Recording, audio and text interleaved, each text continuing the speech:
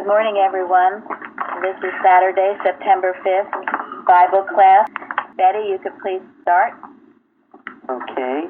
Our great ensemble, Jesus of Nazareth, met and abolished this unrelenting false claim of matter with the righteous thorn and power of spirit.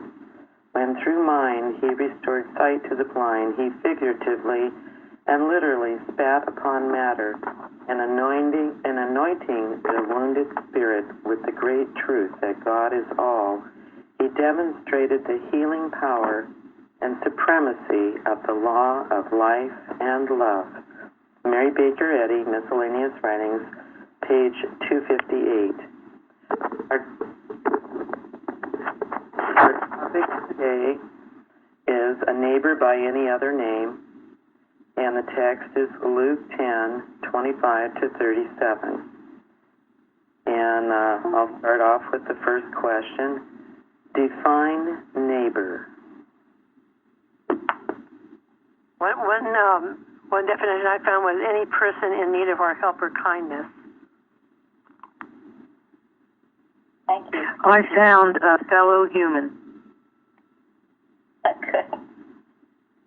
There were many in the 1828 Webster's, and the fifth one said, one of the human race, anyone that needs our help or to whom we have an opportunity of doing good. I like that best. Thank you. Does anybody have the Hebrew or Greek definition of it? Luann? In the Greek, it means someone who is near, and in Hebrew, someone that you have an association with. Thank you. Important as we go on in this story that you understand both definitions. Eddie, you want to say anything, or anybody else?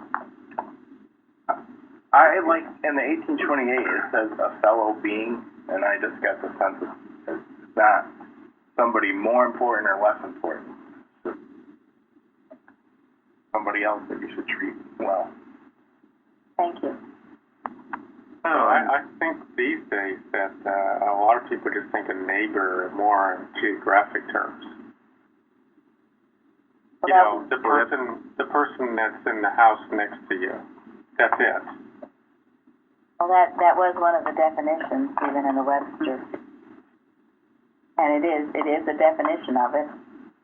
And it's certainly the way a lot of people think of the word, for sure. But it's not what Jesus meant. It is not what Jesus meant, but it is what the lawyer meant. Right.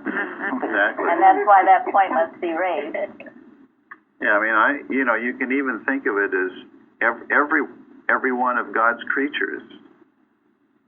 You know, I mean, the Native American Indians had the concept of, the nature being their neighbor. All the animals, all of God's creatures, in a way. So in that sense, anything that's alive of God's creatures.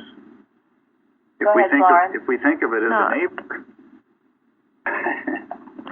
Go ahead, Gary, finish. Well, no, I mean, think of it. If you think of every one of God's creatures as a neighbor, I mean, how can you not have the right attitude towards all of God's creation? I understand that the Native Americans were safe around rattlesnakes for that very reason. Thank you. I think it has to be, like Gary is saying, anything or anyone you have the opportunity to help or the opportunity to do good for.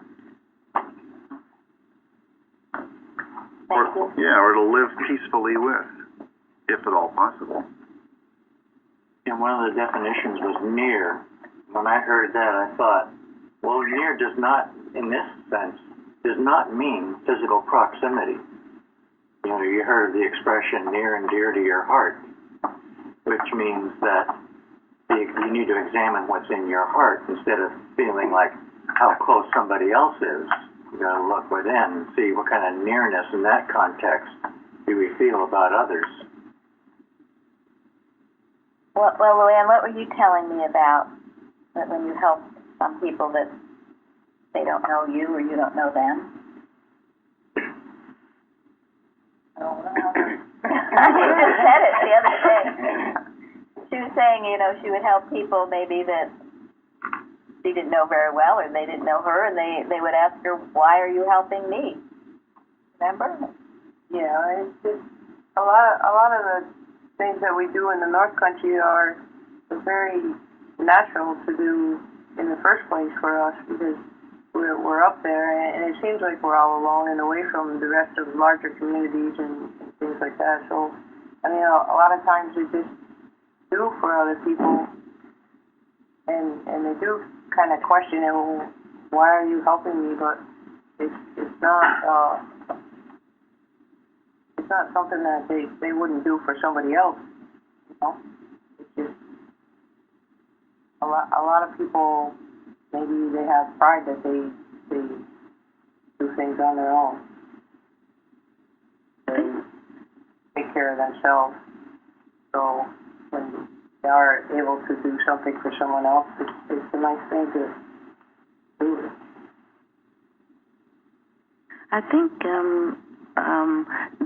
the fact what Bruce was saying makes sense too, because it's a state of thought that attracts something. Like in the practice, I mean, when somebody calls from way up somewhere that you don't know and you're helping, it is the state of thought that is attracting, giving the opportunity to help someone. So this is very applicable to Christian Science on the whole, I think. Yes, I have an example of that with my sister. She's a librarian and in a small town in New Jersey. And she received a call one day from a woman she did not know at the library. And she asked my sister if she could help her find her birth mother. And my sister said, I will try. Now, a library is not the place that you would think you would go with that type of a question. And she could have been the priest and said, you know, this is a library. You need to go somewhere else. Or she could have been the Levite and say, sorry, we're not that kind of a facility. But she researched it, and she found the woman's mother. And I was never told about it. My mother had to tell me about it years after it happened. And when I questioned my sister, and I said, why did you tell me this is such a wonderful thing that you did? And she said, it wasn't any big deal. It really wasn't. It was natural to her, which is the way I look at the Samaritan. It was just his nature to do that. And another time, someone brought a ring in, a class ring. In the area where she is a librarian, there are a lot of farms. They've diminished somewhat now, but someone found this ring on their property in their, I guess, the development, and brought it to her and said, you know, do you think you can find the owner of this ring? And again, she said, sure, I'll try. I mean, she never told them, are you kidding me? This is a library. And so she found the man who that ring belonged to. As a teenager, he lost it working in the fields and on the farm, and he came into the library to retrieve it. I think it was in the 50s or 60s, early 60s, and he said, you know, I never thought I'd ever see this again. And I was just, to me, that was just wonderful, but to her, it was just a natural thing to do. Thank you. I saw on the news, I guess it was yesterday, and it caught my attention because it said a Good Samaritan who pulled someone out of a burning truck. He helped a officer do it, and then he destroyed drove off, and there was a search for him to find out who he was, and eventually he did surface, but he said the same thing as your sister. Well, it wasn't any big thing. You know, that's just what I've been trained to do, to help others. But he certainly risked his life to do it. And Luann, what about when your brother's barn burned down?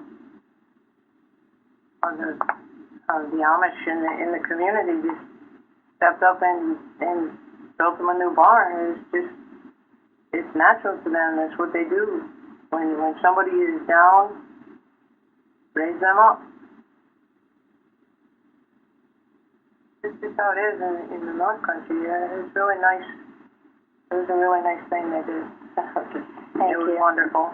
And one of our Love is the Liberators, we have pictures of that, and they did it in one day. They raised the barn. It was amazing. They built this entire barn. Yeah, they built the entire barn in one day. They just came in and uplifted with Luann and brother and their family.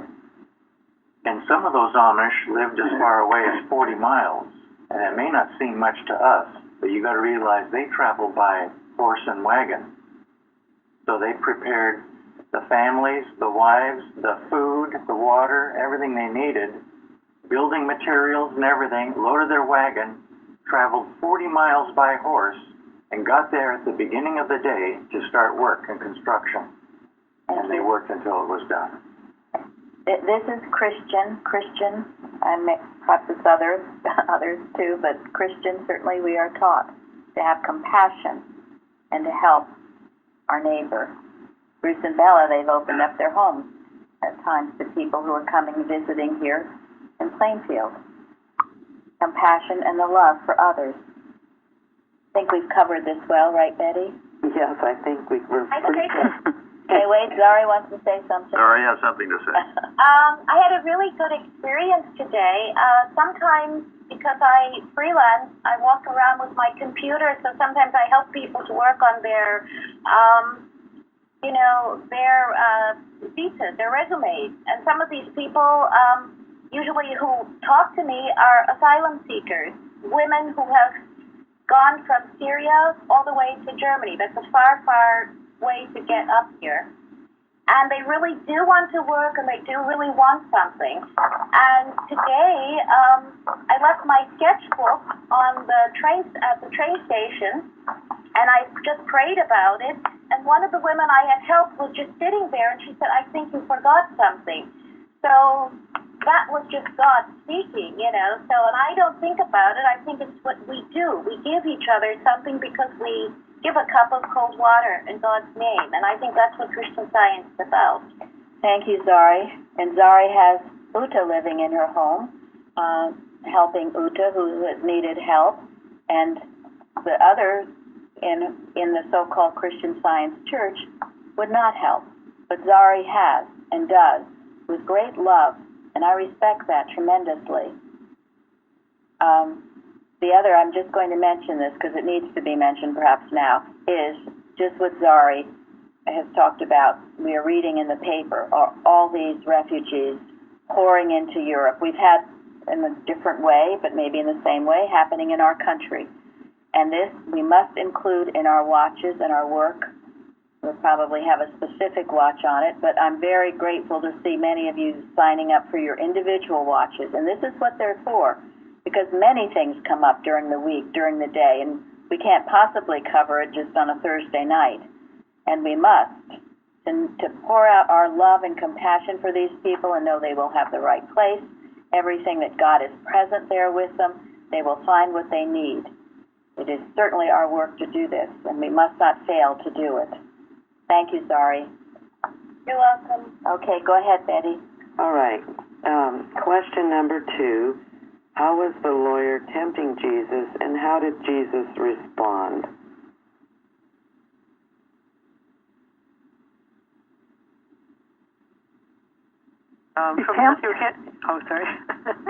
Tempted insight to do wrong. And the lawyer thought Jesus might give a wrong answer, and then he would laugh at him. Okay. No, I had pretty much the same answer. It's probably more serious than that, though. Go ahead. Well, I'm not sure that they'd laugh at him. I mean, they would find some way to lock him up. But I have a different view entirely. I don't know if I should express it or not. Go ahead. Round table. Well, what does God tell you to do, Shirley? I was patient. When the word tempting Jesus is used, and then the lawyer goes on, and it says he's willing to justify himself, I feel that it's a sincere interest, as other people who have, as the young rich man who said, how can I get eternal life? And Jesus told him he had to sell all that he had and follow him, and he couldn't handle it, but that was his case. But in this case, I see the word tempting. In this case, it can mean drawing out or appealing to. Those are other meanings of that word. And he does go on to state the law. And then when it says willing to justify himself, Jesus said, well, you understand the law, and so that's good. And he goes on, he wants to validate himself. To me, justify in that case means validate himself, and so he goes further because he really wants to try to understand. I read both interpretations. I read both, and actually the same commentary. I don't know whether people are, how can you be actually sure, unless perhaps you were there, what his motive was. He was, I think it's fair to say, he was coming from the human mind, and it might have been a mixture of both things. He was maybe really desiring to know, but also perhaps in the back of his mind thinking, well, can I trip this guy up or not? Anybody else? I was looking at it in terms of the thought that Jesus was addressing, and in the Bible study tools, they talk about in the thought of neighbor at the time was really tricky for them because there was this sense of being the chosen people and needing to be set apart, and this sense of purity and contagion and contamination. And Jesus' modeling was whoever you come into contact with. And I thought justify was almost like a sense of pride. I didn't get. Go ahead. I don't get the feeling that he was ignorant of who a neighbor is. I just feel like he was feigning ignorance to tempt Jesus. That's the sense I got reading it. Thank you. Well, the idea he was justifying himself because he thought, because according to, as we talked about, Hebrew and Greek rule, he thought the answer was going to be, your neighbor is someone who lives near you. And he could say, oh, well, yeah, I do that. I take care of my mother. I take care of my next-door neighbor. I take care of all these Jews. Yeah, I do that. That's what that's what he was looking for. That was his justification. And Jesus tripped him up by giving the correct answer. And even after that, he had trouble saying the word Samaritan. He had to say, oh, okay, well, I guess it was the one who helped him. But it's as Linda said, these were really strong rules in those days, and you were pure, you were the chosen ones, and you didn't help others. Your neighbor was your other Jewish friend who lived next door to you, or your Jewish mother, or your Jewish sister. And that was why he threw that out there, because he thought Jesus was going to give the answer in the Hebrew or even the Greek definition of it. I want to read to you something. This is from Collectania on page 134, Mrs. Eddy. And I say this, I tread gently because my son happens to be a lawyer, but he says in April, and we have people here that work for law firms. And this is April 8th, 1890. Woe unto you, ye lawyers, for you shut up the kingdom of heaven.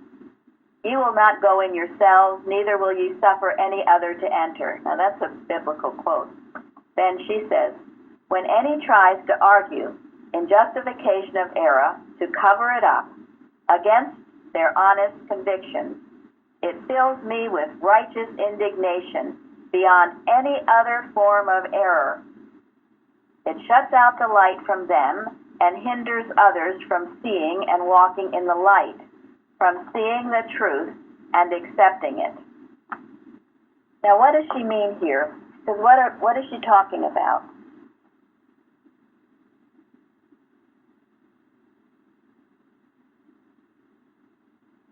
Anybody want to venture? Gary will, right? Sure. This guy was trained as a lawyer. He knew the human law.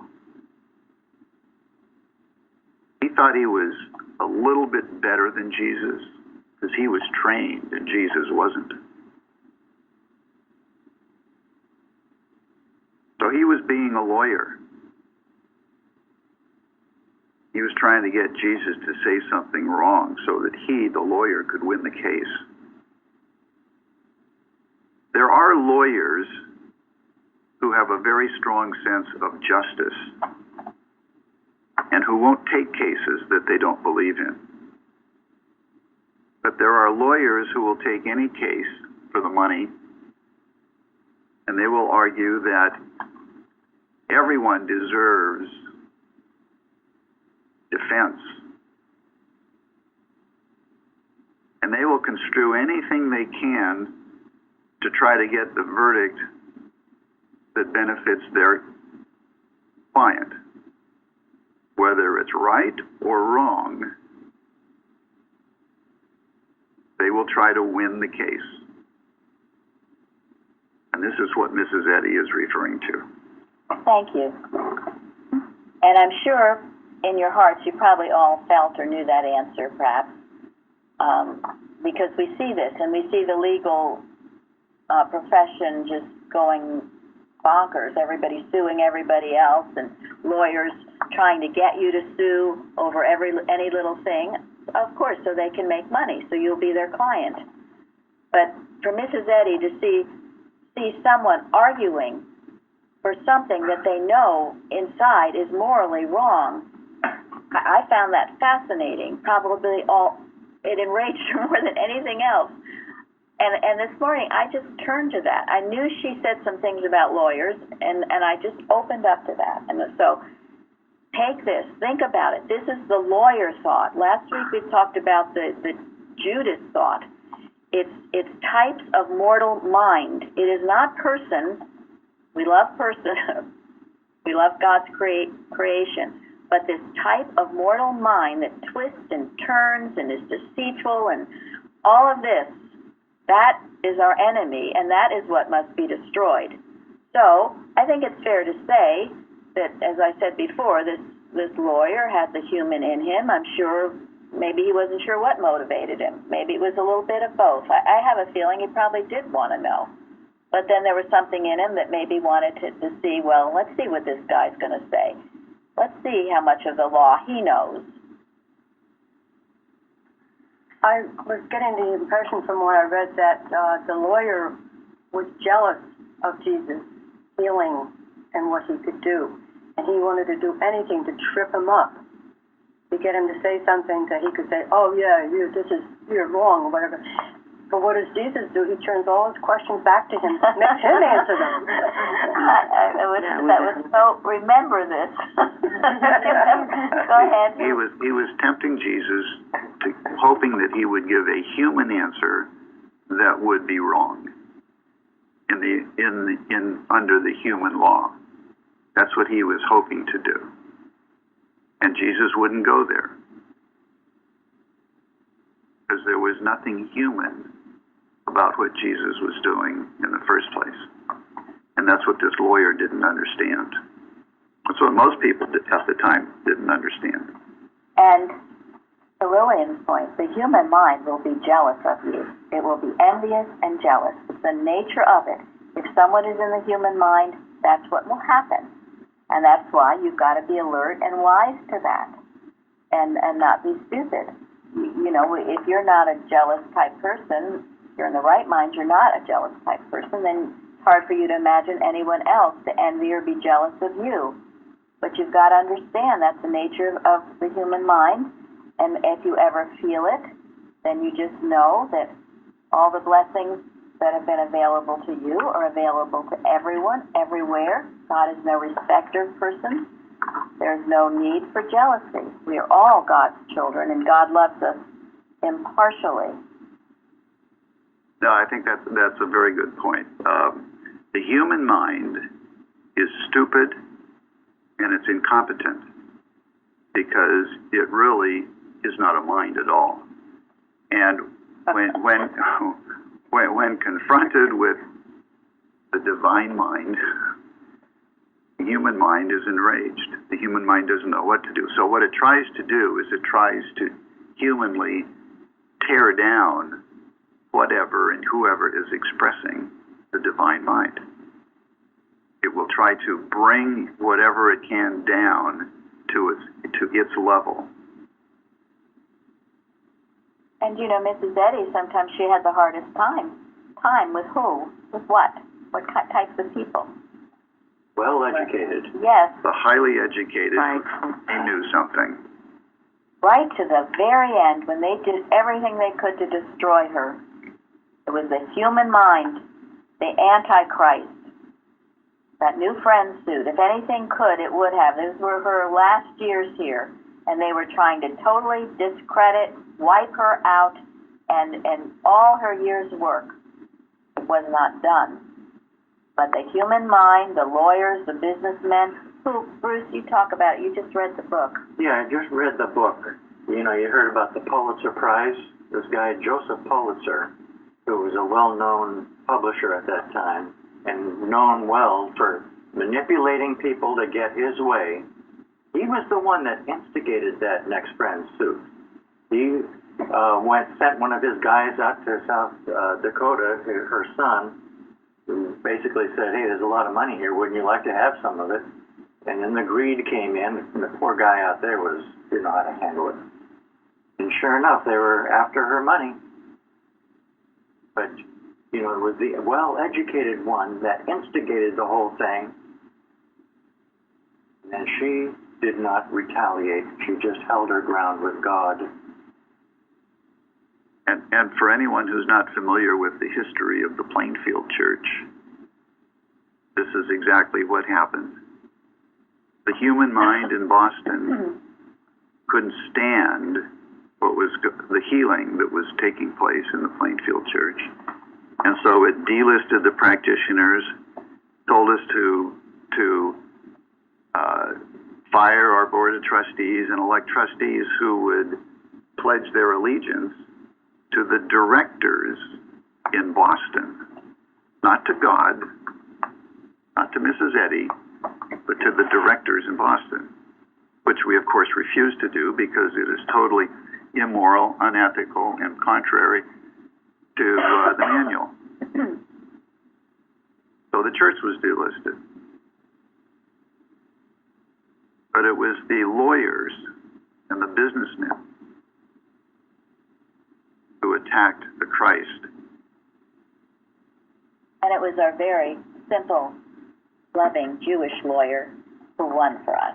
Literally, he was our David. God provided us a good litigator. He sure did. Who actually believed in our cause. So, okay, Betty. How we doing, Betty? Well, we're doing okay.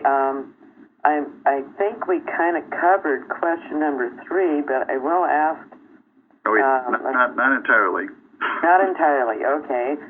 So, what does justify mean? And I think we got a good definition there.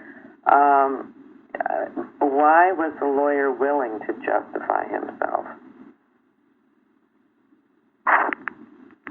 If there's anything else we want to add to some of our discussion. I don't know if you said this in a way, but he really wanted to look righteous to the people around him. Yeah, I think he was frustrated. You know, he said he would start out that he was tempting, and he asked a question, and he didn't get what he wanted. So he doubled down, and like a modern journalist, tried to ask a gotcha question, and then he was frustrated again. And he was willing to do that because he was so well educated. He was such a good lawyer. He was a good person. He was right. Yeah, that's the whole nature of law. You have to justify what you say. In other words, he thought he had the evidence to show why he was right. Right. Has anybody ever felt like they had to justify themselves? All the time. Never. And what does that show when you feel like you have to justify yourself? What does it indicate? Pride, for one thing. A weakness? A belief in power other than God. Yes. Yes. Okay. It shows you're in the wrong mind. It is the human mind in full bloom. The claim of separation from God, quite frankly. I got to do this on my own instead of turning to God. Did Jesus ever justify himself? Do we have any record? No. No, he didn't have to. No, in that statement, if you're right, why justify yourself? And if you're wrong, why justify yourself? There's really nothing to say. And Mrs. Eddy, I mean, another form of it is excuses. And I was looking for it today, too, where she told one of her students who was justifying, she said, justification will keep you out of the kingdom of God. Stop it. And also, excuses. You know, so when you find excusing your behavior or the behavior of your child or somebody else, stop it. Don't excuse it. Take a good look at it. If it's right, good. If it's not right, well, do something. Don't justify. Jeremy. Oh, I just was thinking the lawyer probably had a reputation and a thought about himself that he was really good at talking people under the table. Whether the evidence was there, he probably could still do it for most people. So, and I'm sure that really frustrated him. Yeah, there are people who take great joy in debating. Right? It's just pride coming out of there. It is just the human mind in full bloom, and there's no God in it anywhere. And take a good lesson at how Jesus does it, because this isn't the first time he's done this. He turns the table. They question, and he turns the question back on them. And he refers to the law. He goes to the law. Well, what do you think? He was trying to figure out, well, where are you coming from, lawyer? What do you think? And then in that way, he ended up tripping him up. But when Jesus was also tempted by the devil in the wilderness, he went back to the law. It is written. That's your safety. That's your compass. What does the Bible say? What does science and health say? That keeps you steady. You can't go back to that, then you're on shaky ground. I mean, think of how Jesus, he didn't ever argue with anybody. He's a master at this. I just think it's wonderful. I'm so glad we're dissecting the story. I want to go back to the first sentence up in Miscellaneous Writings that Betty started with. How great and sample Jesus met and abolished this unrelenting false claim of matter with the righteous scorned. Why does she refer to the power of spirit as scorn? I mean, how could spirit ever be scornful?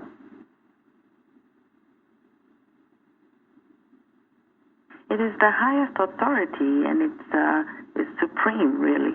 So. Yeah. So where does scorn come from here? How could it be scorn? Well, we've heard about the sword of the spirit. Sword is usually something that does somebody in. The thing that gets done in is whatever is wrong, whatever is unlike spirit itself. So that's the righteous scorn. Because we're exposing the nothingness of that which would want to elevate itself above God and anything that relates to it, if it could. Yeah, that's what I agree. Expose nothingness. Not God. Something trying to be something is to be scorned. Yes. Right. And the human mind will feel scorned by spirit. As it should.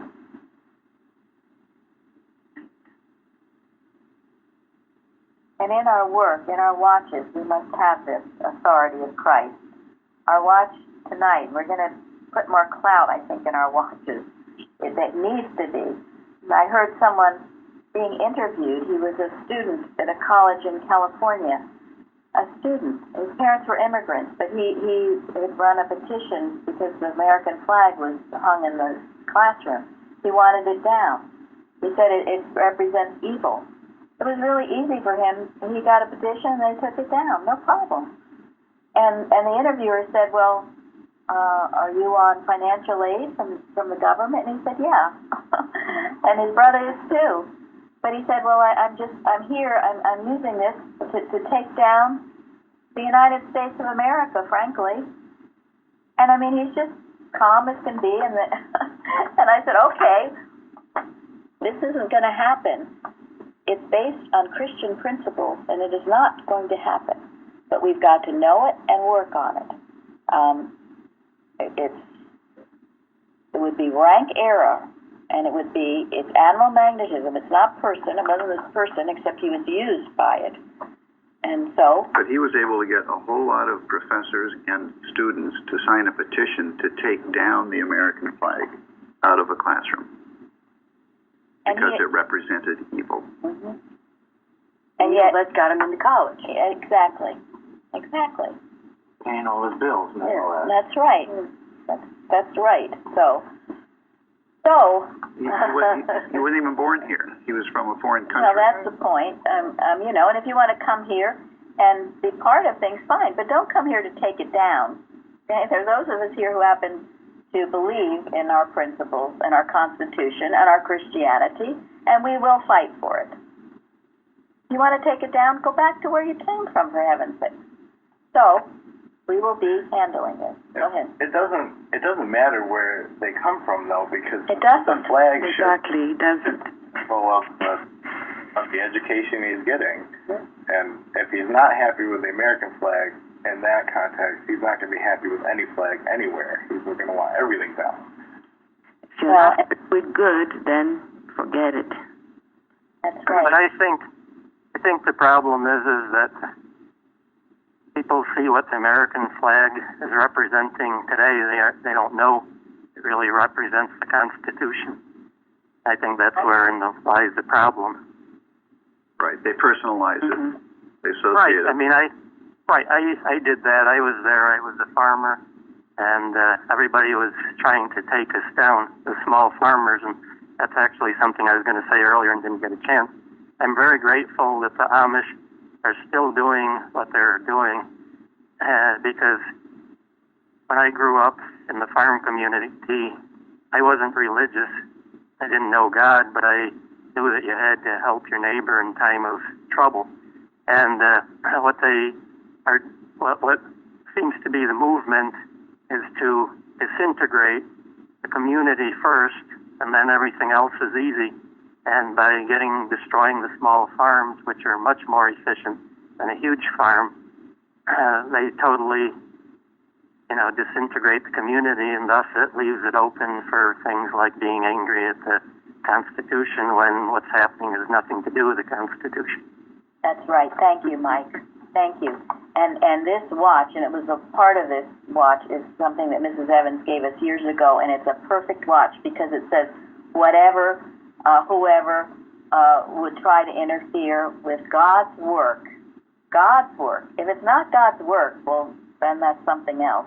God's work in our church, in our nation, in our world, I've added that, will be, annihilated. It's God's work. And if big government is doing things that aren't right, of course we shouldn't support it. Of course not. It's animal magnetism again, creeping in. Same thing that happened to our church, animal magnetism creeping in, big organization to do things that are unconscionable, really.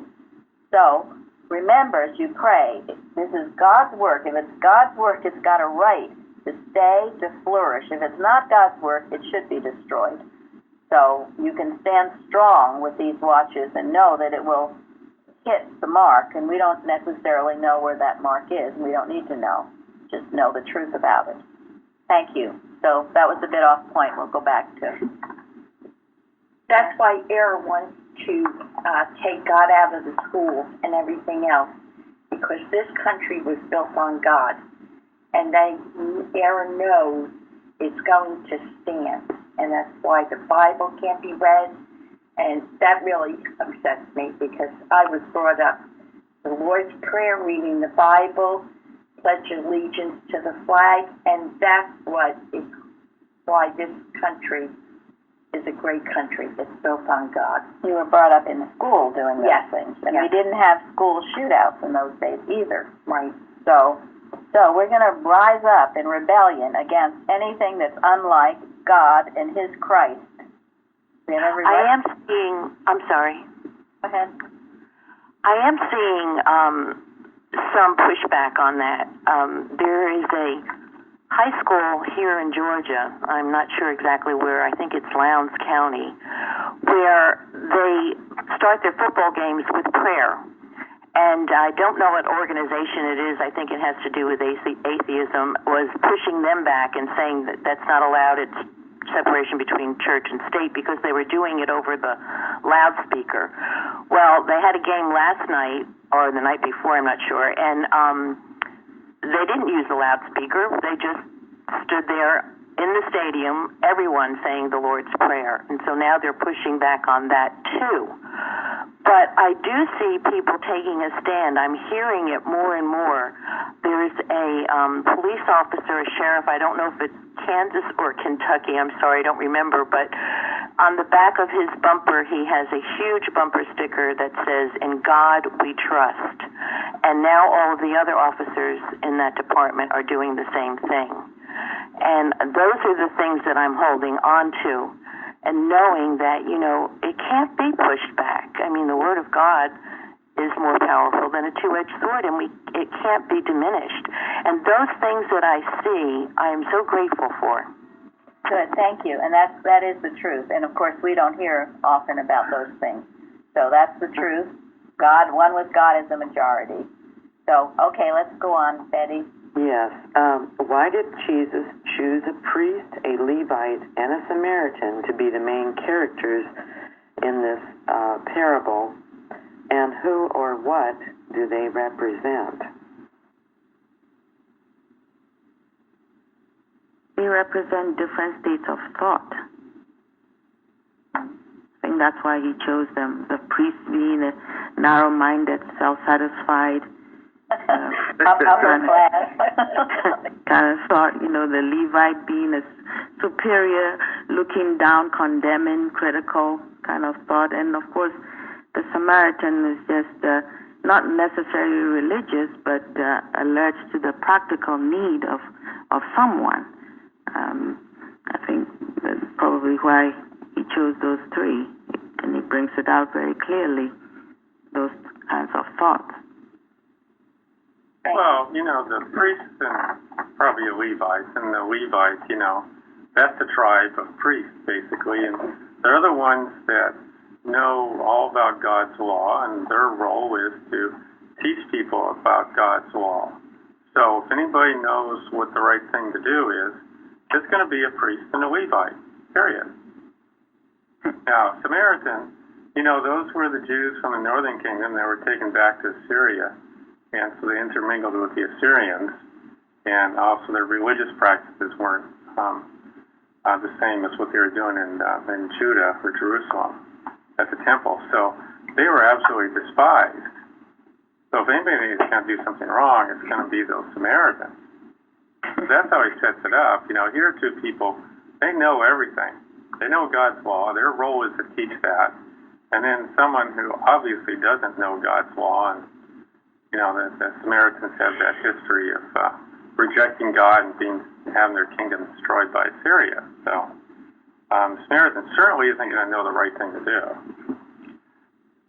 Yeah, these three represent different positions in Jewish society. And these are things that this lawyer would clearly understand and relate to. He was so concerned about, you know, Jewish society and Jewish education and Jewish law. Again, the priest is supposed to be, you know, the highest understanding of God's law, God's representative on earth, right? And the Levite Tom explained, they're the administrators of the church. That's where the priests come from. The Samaritans are looked down on. That's the lowest social class in Jewish society. I saw something interesting that the Levite and the priest would think, what would happen if we did help this man? But the Samaritan thought, what would help if I didn't help him? Thank you. Yeah, according to what I read, there are all these rules and laws why the priest and the Levite shouldn't do it. That, you know, they could be in big trouble if they touched a dead man, or I don't know what all the laws things are. like that as well. Yeah, that's true. Thank you, Lillian. So, in other words, their spirituality, or so-called, it really prevents them from being compassionate. Exactly. Yeah, their so-called spirituality is right. Yes, so-called. And then on the other end, according to Tumlo's commentary, Samaritans are actually looked on as dogs, which is actually backed up by the woman at the well that Jesus conversed with. That was the whole reason the whole thing about dogs came in, because he was doing a play on what the Jews thought of as the Samaritans, and then also the dogs were considered to be the most unclean animals along with the pigs. Thank you. Jeremy? I just think it's interesting that the man who was wounded, we don't really know where he was from. Yeah. It doesn't matter. But that was the point. He Right. was stripped of everything. He was a John Doe. We don't know who or where he was from, and it didn't matter. But that was another point, though, of Jesus, is that it didn't matter. I mean, in other words, the neighbor is anyone that needs help. Yes, thank Right. you. Well, there's also a safety aspect of this. So this is a road from Jerusalem to Jericho. Jericho is 800 feet below sea level. And so you're traveling down through some rocky area it's kind of a dangerous area. So to stop and help someone who, if that shows you how dangerous it is, maybe you're putting your life at risk. Oh, most definitely. That was kind of Lillian's point. Yes. They were asking about themselves rather than. Thank you. If you're led to do something, would principle not, hold you up, save you, to do the good that you have to do? So it's all up. Where am I? Can I be used? Is what am I letting myself be used? I think is what I'm trying to say. Thank you. Yeah, if you're led by God to do something, He takes care of it all, including protecting you. Yeah, and that's what the Eddie's section in Science and Health. Remember the court case in the court of mortal mind? That's what that court case is all about. The man helped his neighbor and got sick. Yeah, absolutely. And that's what the human law says, that you will suffer from helping others, and that is a false law. The opposite is the truth. And the priest and the Levite believed that law, and they were afraid. Whereas the Samaritan. I had some words that I came across that sort of described the type of thought that they maybe would have represented, which helped me think about it for my own thinking. But some of them were religious complacency, self-satisfied impracticality, narrow-minded, dogmatic thinking, critical, condemnatory analysis of the situation, and even this idea, I'm not surprised you suffered, you must have done something wrong, kind of that condemning thought, and then also being asleep. So does any of that exist in any of the Christian Science churches? Yes. Yes. Yes. And we rake ourselves over every day to make sure none of it exists in ourselves. Yes. And it is constant work and watching and praying to know it can be very easy. If we're having a pleasant life ourselves, who cares about all the suffering? That would be just dreadful. Any of these, you know, so-called catastrophes or wars, they broke out while people were having a big party.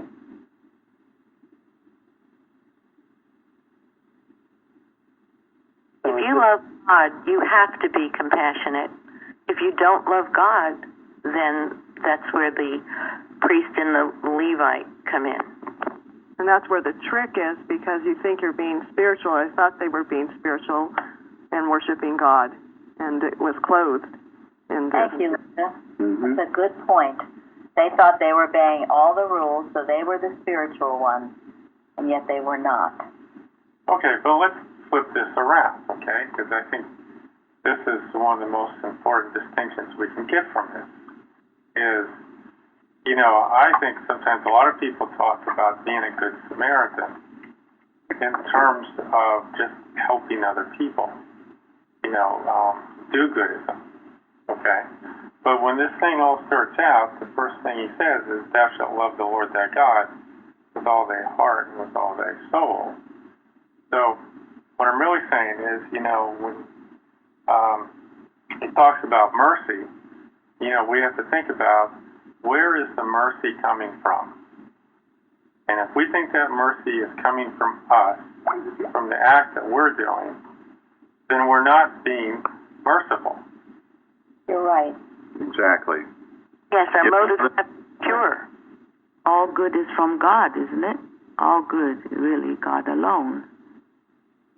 Right. The Samaritan. We have to. Sorry. Yeah, the term, there's a term, good Samaritan, which is a humanization of what this story is all about. And I think that's Tom's point. And it's an important one. I was reading in Precepts where Mrs. Eddy was go over backwards, that she was not seen as some good person who was doing good things. Call no man good but your Father, that's Christ Jesus. He would not be referred to as good. And if you think it's you, human do-goody or humanly rushing forth, that's where you could get in trouble or things could backfire on you. When you know you're being moved by God, the results will be right. It's a very important point. Thank you, Tom. And one we must take into our hearts. Not us doing it, being humanly good so the world will praise us or we'll feel good about ourselves. We've done something good. It has to be the good with a capital G from the Father. So it's okay to be a Samaritan, but it's not okay to be a good Samaritan. That explains why that guy could help the person out of the burning truck. Once he got him safe, he just went on his way with no thought of being recognized or acknowledged or anything. Absolutely. And it goes back to Janet's sister, too. That's the feeling you should have. But it wasn't any big thing, because it was God working. And once you lose that, you lose your humility, and then you're on... sunk. Yep. On very shaky ground. The glory is always to God, not human at all. Yeah. These Are we are all ready? excellent points. Go ahead. I was going to say, this goes right into the next question of how compassionate was the Samaritan. He went all the way. He didn't just bind up his wounds or pour oil and wine. He also put him on his own beast.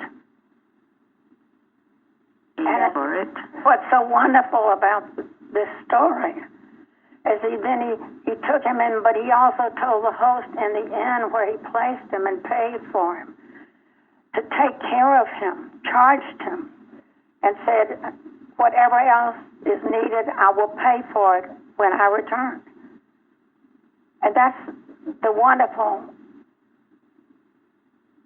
beautiful part of this story. Yeah, there wasn't a limit. One has to go off. That one needs to go. It inspires one. Thank you, to go Terry. further. All the way. Thank you. Went all the way. When I read this question, how compassionate, I wondered Betty, what you were getting at, because compassion, it's not like you can be partly compassionate and partly not compassionate. You're either compassionate or not compassionate. It's an all or nothing. Yeah, as coming from God, it's overflowing. You could do no otherwise. When it's coming humanly, it's measured. Yes, and he might have left him after he had bound up his wounds. Right. Or hesitant to pay whatever the cost was, it's going to cost too much. Let's stop here. But he goes all the way. So ask yourself, is your love measured? Just give out a little here, a little there, or if it's met with no return, then you stop? That's why this story is so inspiring. It is. Certainly is.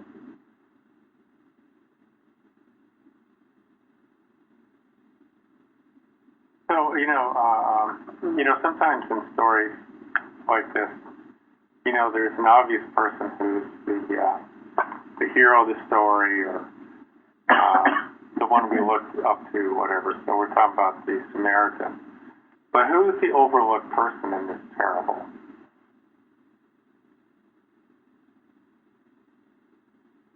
In a certain sense, did a good thing. Innkeeper. Overlooked? Yeah. Innkeeper, yeah. I mean, how could the Samaritan have done what he's done if he found an innkeeper who said, no, I'm not going to take care of this guy? Point. Or if you couldn't trust him to do so. Right, or to come back with the money or whatever else. I only say that because sometimes I see that a lot of times there's a lot of thought put into someone who's a leader and does all sorts of things, and we overlook that there are lots of people out there who are doing little things in a helpful and a good way, and sometimes they don't get the recognition for what they do. But the world wouldn't move forward if it wasn't for lots of people doing lots of good things. Excellent point. Excellent point. Like the police officer that helped that guy pull the person out of the burning truck. I think that's why it's so heartwarming to know that God knows it all. God knows everyone, everywhere, doing every good. Thank you. Yeah. And certainly true with our church. So many people doing fine deeds in secret. And while each one of us has a different job, and some jobs are a little more visible than others, the whole place wouldn't operate without each one of us doing our job. So in that sense, no job is any more important than any other job. Absolutely not. But kind of the situation when my brother's barn burnt was the whole community, and we focused on the Amish building them a barn, but a lot of the community came and they stepped up and they took his cows and they fed his cows, and people came from all over to bring water and things like that, because when the barn burned, the groundwater was contaminated. His well was contaminated. He's not able to drink his water. He's still, a lot of things that he's not able to do, but the whole community steps up. They bring him tanks of water. They, and they don't ask for anything in return. It's just that I think having the Amish step up and build his barn inspired the rest of the community to step up and do more, because they could see the feeling that they got from that, from having the Amish do that, kind of raised them up into a higher standard. So they in turn turned around and did more. And I think that's what, as far as the Samaritan and the innkeeper, the Samaritan's good deed inspired the innkeeper to do as much. I think that's what we need more in the world, is people willing to stand out and step up and inspire more people to do more. It's a good point. It doesn't take a lot of people to set a good example, inspire others to follow along. That's it. And as parents, you know, what are you doing? Are you living a selfish life unto yourself? And then you wonder why your children are so selfish and self-centered? You know, you can't get around this. You are a light in this world, an example, or you're not. And, you know, with this, I think of in the Bible where it says that the law, Moses gave us the law. Christ Jesus gave us what?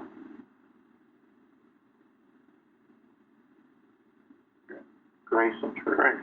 Grace and truth. Grace and truth. So the Levites and the priests were all bound up in their laws.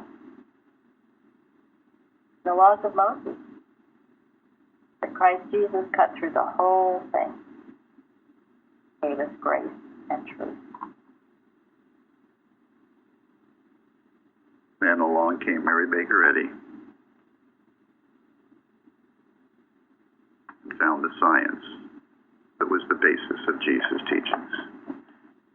She gave it to all the Christian churches, and they closed the doors on her. They were all bound up in their interpretation. But we'll know the leaven of truth is working all around, everywhere, working. People are receptive to this truth, just as we've heard. People who know nothing about science but know the right or the wrong thing to do. That's the leaven of truth working. It's universal in everyone's heart. So, thank you so much, Betty.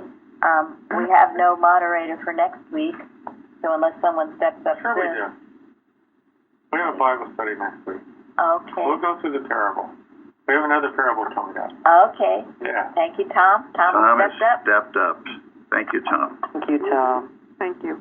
And As long as we're not tired of parables, so. We'll do Never. another parable. Okay, thank you. And thank you so much. Thank you, Betty. Thank you, Betty. Thank you, Oh, Betty. Thank you. So welcome. Thank you, Thank you all. everybody. Good session. Bye. Bye.